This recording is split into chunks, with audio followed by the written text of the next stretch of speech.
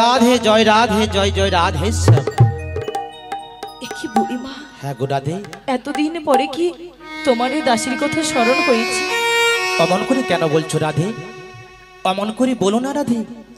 নীতি নীতি তোমার কথা স্মরণ হয় গো, কিন্তু কি জানো তো, বুড়িমা, যার কৃপাতেই জগৎ চলে, তার কৃপা না হলে, তার করুণা না হলে আমি আমি কেমন করে তোমার কাছে আসি বলো রাধে? বুড়িমা, হ্যাঁ গো রাধে, আমার বধুর কৃপা হয়েছে বলে, শ্যামসুন্দরের করুণা হয়েছে বলে তবেই তুমি আমার কাছে আসতে পেরেছো। হ্যাঁ গো বিনোদিনী। তাহলে এসেই যখন করেছো, বলো না বলো না শীঘ্র করে আমার সেই পরাণ বধূ আর কুশল বার্তা। রাধে গো, তোমার পরাণ বধুয়া তিনি তো মঙ্গলময় গো, তার কি কখনো অমঙ্গল হতে পারে গো?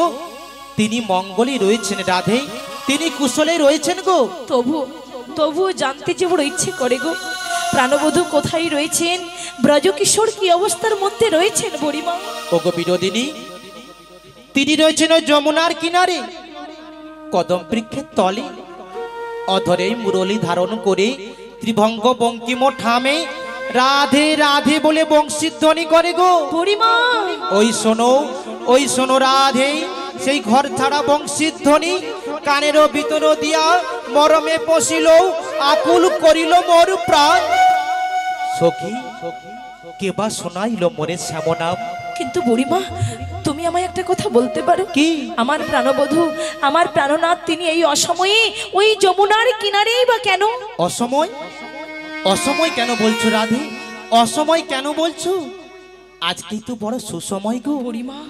কারণ তিনি যে পূর্বে বিরজাকে কথা দিয়েছিলেন রাধে, যেদিন বিরজা যমুনা হয়ে প্রবাহিতা হয়ে যাবে, তার বক্ষ মাঝারি নৌকবিলাস করে সেদিনের সে অপূরণ থাকা মনোবিলাস গোবিন্দ আবার পূর্ণ করে দেবেন রাধে। এ তুমি কি বলছো? হ্যাঁ গো, তাই দিকে দিকে আসিয়াছে সেই শুভ দিন, যমুনার বনবাসনা পুরাইতে, নৌকবিলাস প্রকাশিতে গোবিন্দ আমায় পাঠিয়েছে বিনোদিনী গো, তোমায় নিয়ে যেতে গোরাই, তোমায় নিয়ে যেতে।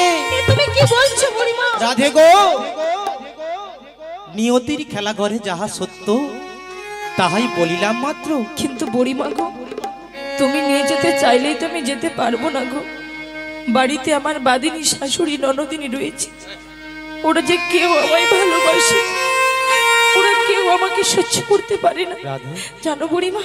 শুধু বধূকে ভালোবাসে বলে, বধূচরণে দেহ মন অর্পণ করেছি বলে ওরাই তো দেবানিশে আমায় কৃষ্ণ কলঙ্কিনী বলে বুড়িমা। চুপ করো।